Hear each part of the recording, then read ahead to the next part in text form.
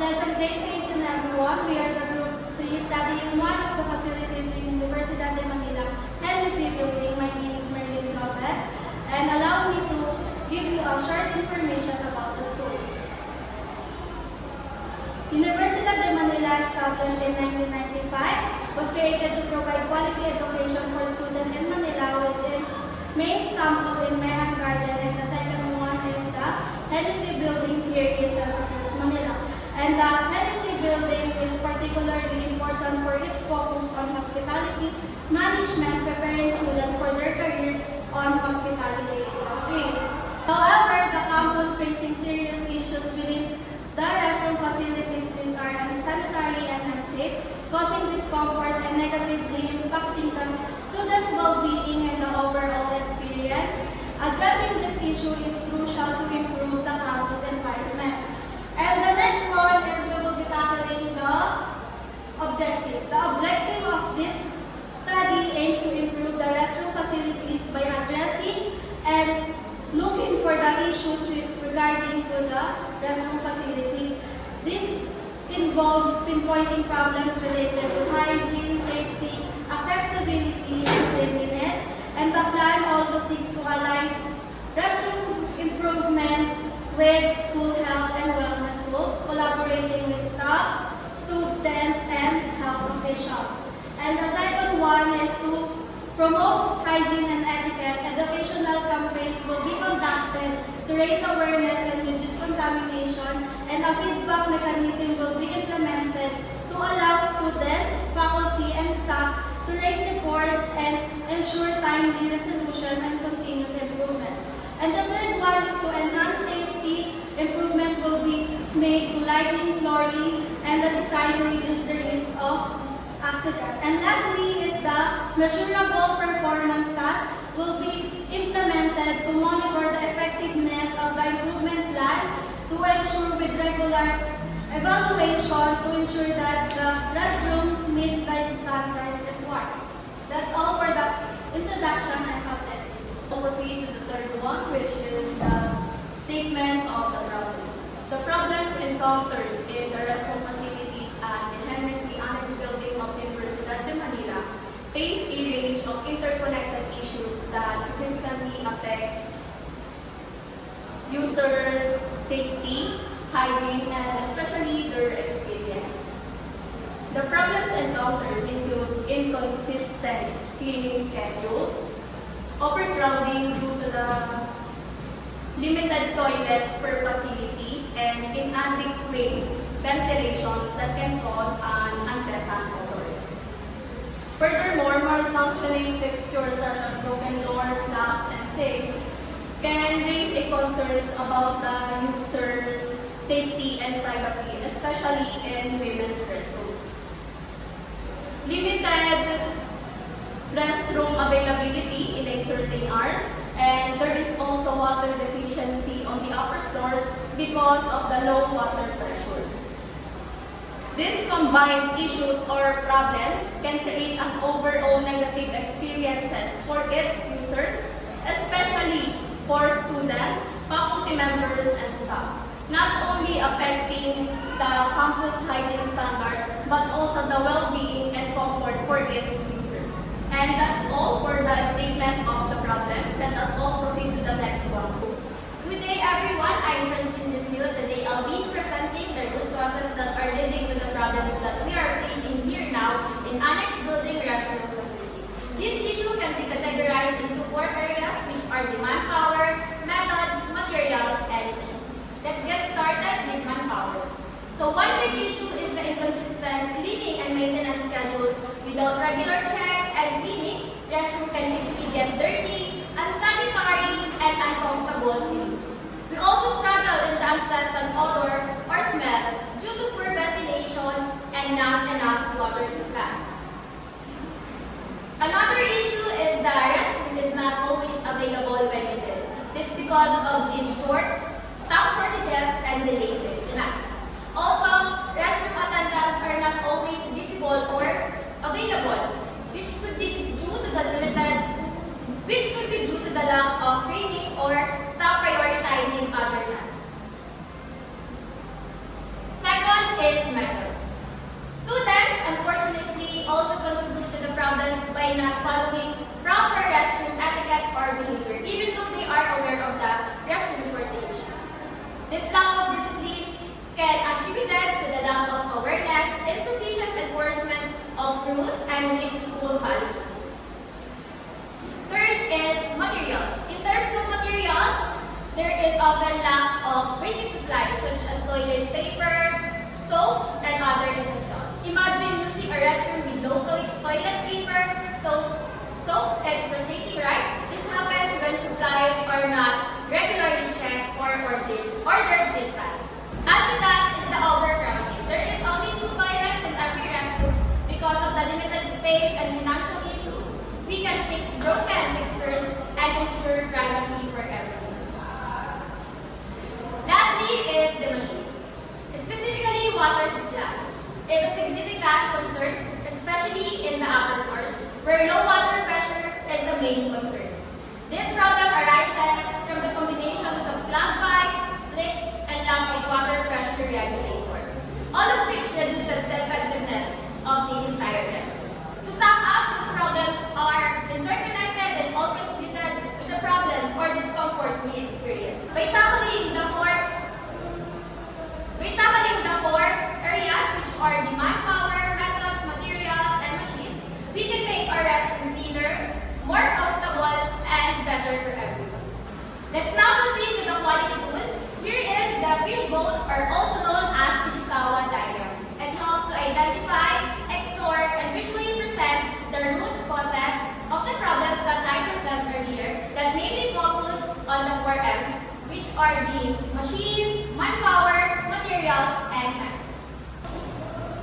So, my name is Ivy Pardo, and now let's proceed to the data processing and floor plan. So, as you can see, this is the existing restroom floor layout of the UDM or Universidad de Manila NSC campus. So, this is the hallway where you can go to the men's restroom and women's restroom. In the men's restroom, we have a total 4 of urinals, including the 2 cubicles, water faucet, sink, and water bucket. So, in the women's restroom, we only have 2 cubicles, 2 water faucet, and sink, and the water bucket. So, speaking of the restroom floor layout, let's talk about the issues we students commonly experience. So, these various issues are very concerning since we are talking about the students' health, and the more they use the restroom, the more they risk the health of the students. So, because they are unable to properly wash their hands, because of lacking of water supply and lacking of toilet amenities such as hand sanitizers, hand soaps, and toilet paper. So, in order to properly wash their hands, which is very necessary to every university and the bare minimum to provide it. Additionally, there are also issue of availability of the restroom because there are times that restrooms are unavailable due to the reason of cleaning it at the same manner of time, which force the student to not use the restroom. So, in conclusion, these various issues are very necessary to address because the student's health is in the line. So, improving the maintenance and consistently cleaning the restroom is the first step to ensure its functionality. Good morning, everyone. I'm Princess Brenda Biano, and now let's move on to improvement proposal. Letter A, enhancing annex building comfort. The restroom facilities improvement plan. This study proposes the restroom facilities improvement plan of the Universidad de Manila of Annex Building. It aims to improve cleanliness, maintenance, and experience through cleaning, sufficient supplies, regular scheduling, and clear signage.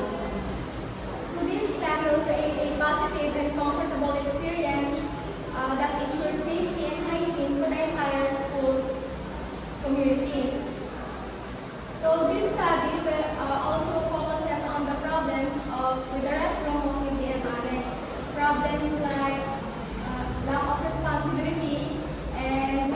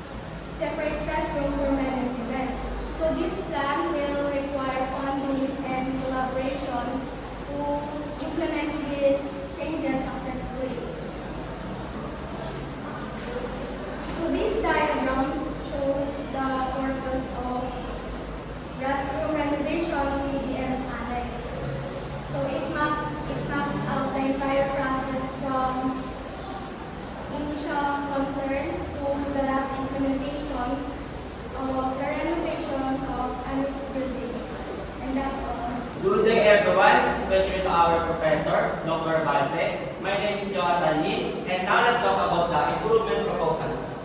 So our proposal is divided into two components, which is restroom renovation costs and maintenance costs. So first is the total renovation cost is 875,000 pesos. This includes of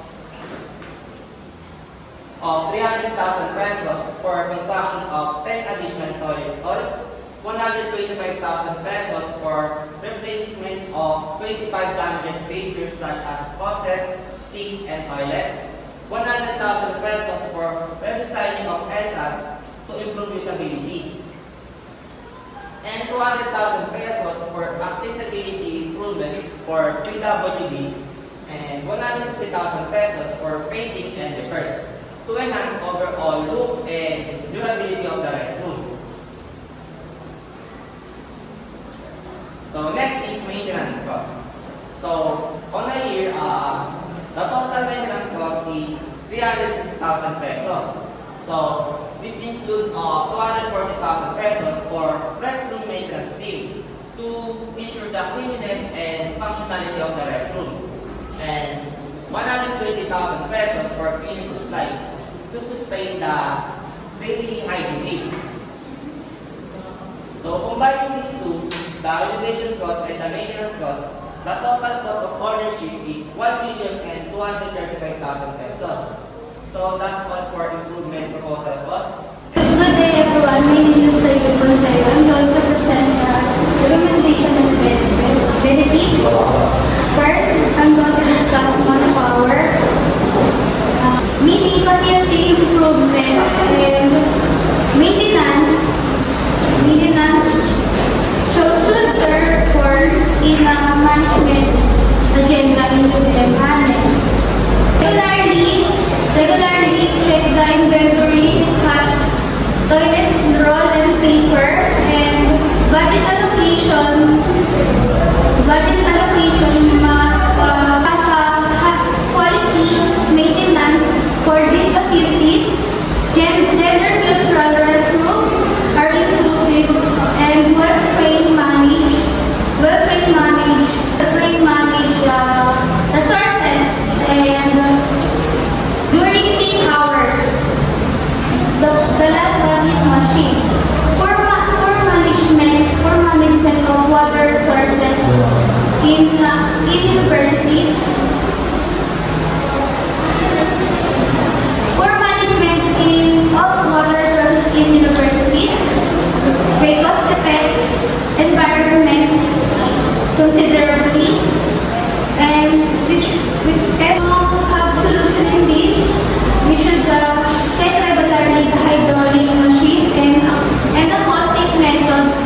A caustic method should be used to detect any leaks in restroom. Students encouraged to report any water waste, and assist efforts water conserving. Water can be stored in during off-peak times and utilize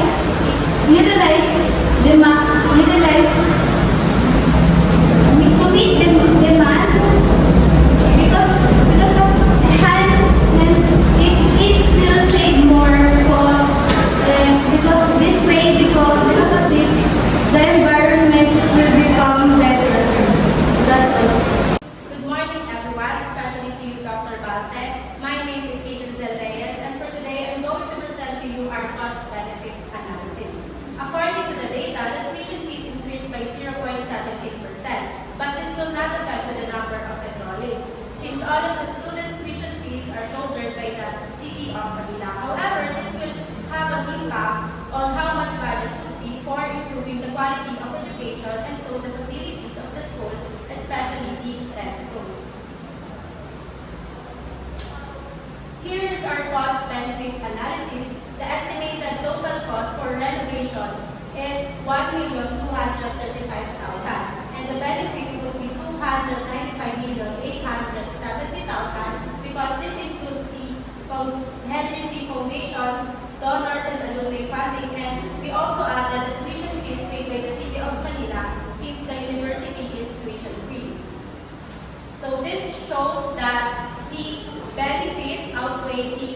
cost. So, we recommend proceeding to the plan. This implementation plan outlines the process of achieving the project goals. This includes the planning phase, analysis phase, design phase, implementation phase, implementation phase. As you notice, we make our implementation plan bi-weekly to ensure the timely completion and efficient progress. Then the next one is classroom reconfiguration table. Here is our restroom reconfiguration timetable. This includes the defined project objectives and requirements, conduct data collection and facility assessment, develop design, specify materials and fixture, prepare technical plans and documentation, initiate construction and renovation, monitor and ensure progress, inspect and complete the work. Then the last one is finalize. In summary, the restroom renovation is managed by Engineering and Facilities Management with a target date of January to February 2025 and an estimated budget of 1,235,000. And also the funding shortfall allocation is responsible by the school administration and facilities management with a target date of February 2025 and an estimated budget of 235,000. I